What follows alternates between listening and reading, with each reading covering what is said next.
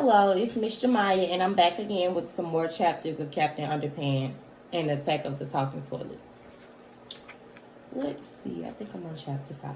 Chapter 5, Bigger and Better Things. George and Harold went to the other end of the gymnasium, opened their backpacks, and began to work. George busied himself by turning all the spray nozzles on the automatic dog washer around, while Harold filled up the soap tank with the India ink. Then they moved on to the volcano detector. Will you please pass me the big bag of butterscotch pudding and a Phillips head screwdriver? Asked Harold. Sure, said George, as he carefully inserted eggs into the electric ping pong ball server. Chapter 6, The Invention Convention.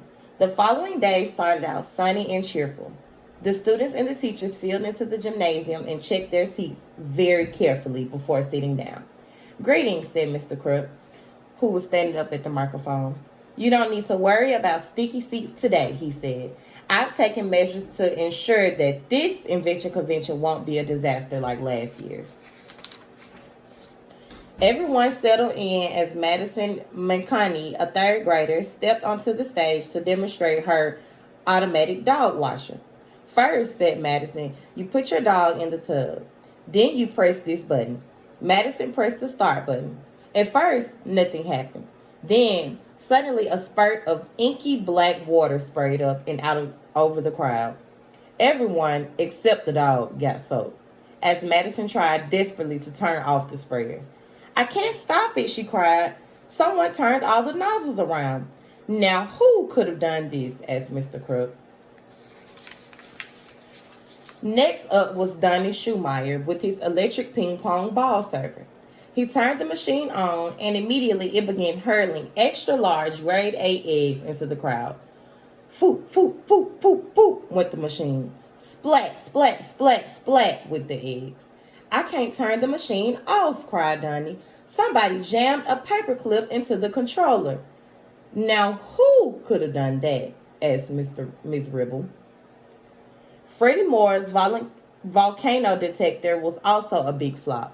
When Freddie connected the circuits to the 9-volt battery, a large spring, which had been crammed into the center of his miniature volcano, launched a giant plastic bag of butterscotch pudding high into the crowd. It landed somewhere between the third and fourth rows. Splat! Hey, whined Freddie. Somebody put pudding in my volcano. Now, who could have done that? Asked Mr. Meaner.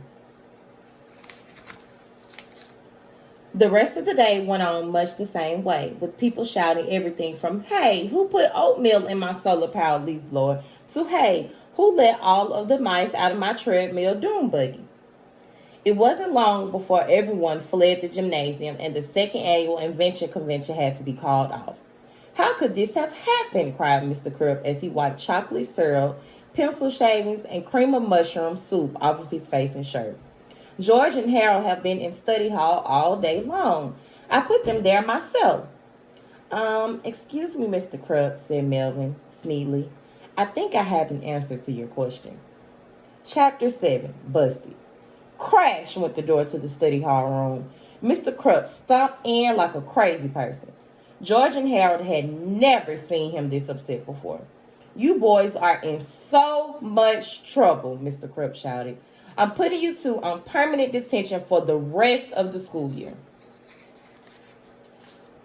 Wait a second, cried George. You can't prove anything. Yes, said Harold. We've been here all day. Mr. Crook smiled devilishly and looked toward the door. Oh, Melvin, he called. Melvin Sneely stepped into the room, covered in mustard, eggshells, and shredded coconut. They did it, Melvin said, pointing at George and Harold.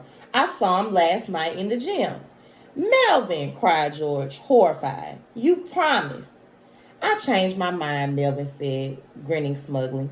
Have fun in detention.